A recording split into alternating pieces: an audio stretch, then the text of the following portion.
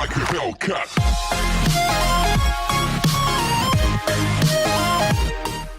Hello and welcome back to the channel where once again it's time for another Sega Saturn review, with today's game being a puzzle game in the form of Bust-A-Move 3, which originally saw release in the arcades in September of 1996 before initially coming home to the Saturn in March of 1997, followed by a November 97 release in the PAL region and a December 97 release in North America.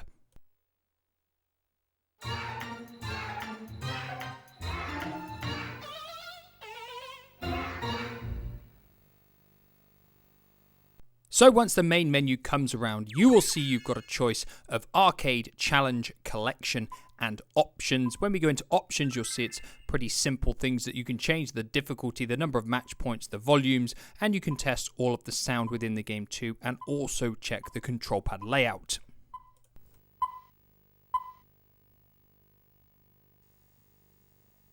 So once you hit the character selection screen, you will see you've got a choice of 8 characters, and each character has their own individual attack style as well. So like always, I'm going to start with visuals first, and it's very unlikely that you're going to come into a puzzle game expecting the best visuals on a console. I've said this before when we've looked at other puzzle games in my review series too, and in all fairness, Bust-A-Move 3 looks practically identical to Bust-A-Move 2, and it's actually hardly improved whatsoever since the original game came out on the Super Nintendo several years previously. What does that mean though? It means we've got bright, colourful visuals that are appealing on the eye, and they've got that childlike presentation and quality to them. There's nothing here that is going to push the Saturn whatsoever, but the visuals do their job. They're functional and they are perfectly suited to this kind of game.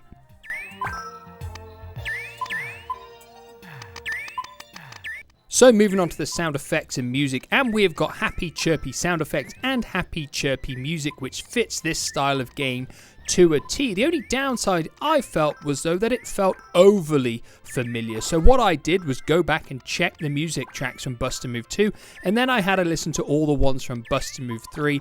And yes, Bust-A-Move 3 uses a lot of remixed music from Bust-A-Move 2, which I actually think is quite lazy, and it's a little bit disappointing because these kind of tunes are quite easy for composers to come up with. They don't require a lot of effort actually to make tunes like this, so I was slightly disappointed in this area. So what I've done is I've got some of the tracks from Bust-A-Move 2, and I'm going to play those and then play the remixed versions from Bust-A-Move 3 just so you can understand what I mean.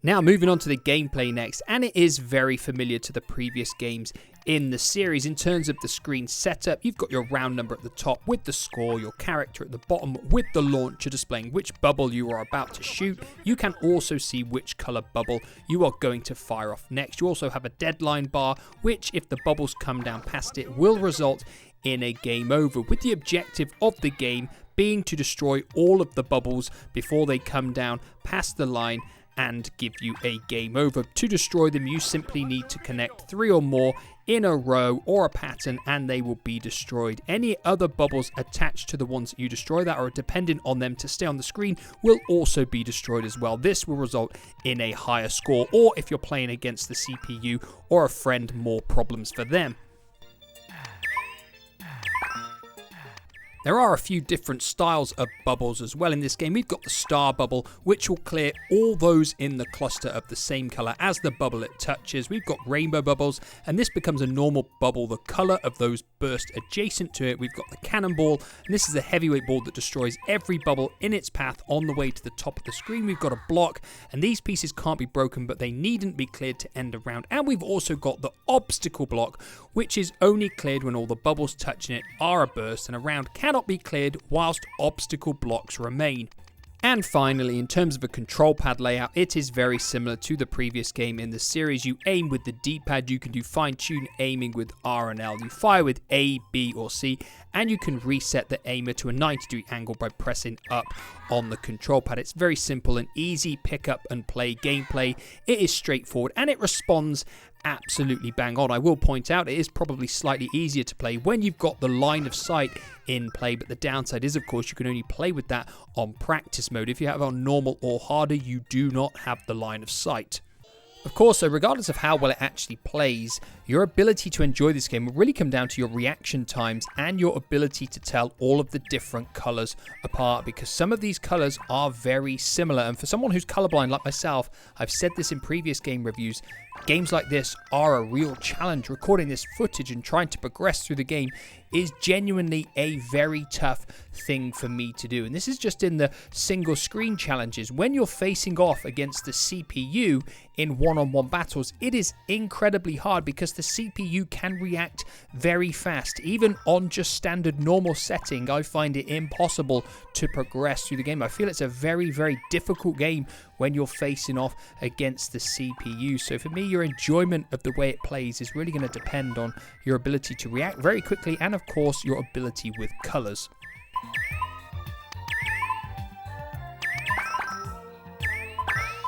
So moving on to content and lifespan, and the main mode of play is the one-player puzzle mode, exactly like Buster Move 2, where you progress through different letters of the alphabet with 5 stages on each one, and they get harder and harder as you move through the alphabet. Just like Buster Move 2, you cannot save your game, you have to do it all in one go, so you're going to have a high level of enjoyment and satisfaction with this game if you want to do that.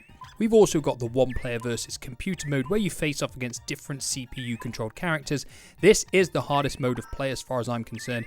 It is very hard to beat the computer on normal or harder because they can react so quickly, and you need to be very, very good with colours to be successful in this mode. We've also got the 2-player battle where you can face off against another human control player. This is probably where you'd get most long-term enjoyment from the game, facing off against another person.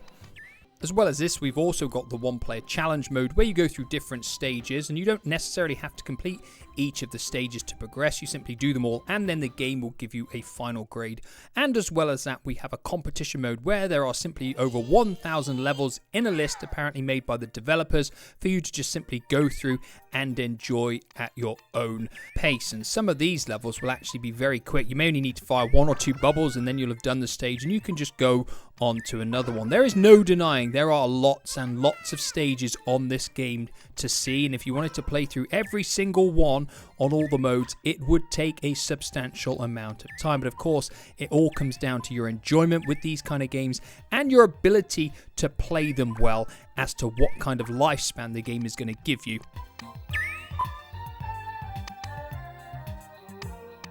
Like always, that leaves me with my 2 final questions. Is Buster Move 3 still worth playing today?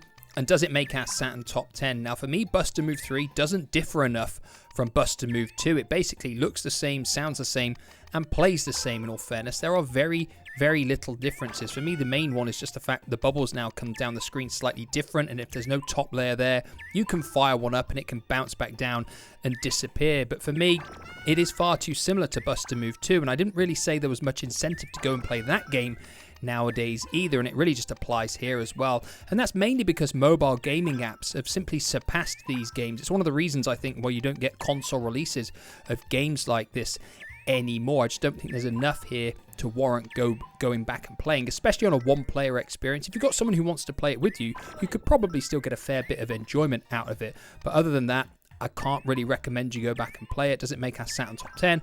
Obviously not. It's nowhere near anything in the top 10 whatsoever. But at the same time, it's nowhere near the bottom 10 either. It's by no means a terrible game. It has got loads of levels, and it will provide a massive challenge for anybody if you wanted to complete it. But of course, these are just my thoughts, and my thoughts alone. If yours differ, or if you agree with me, let me know with a comment down below. And like always, I'll be back in the near future with another Saturn review. Goodbye for now.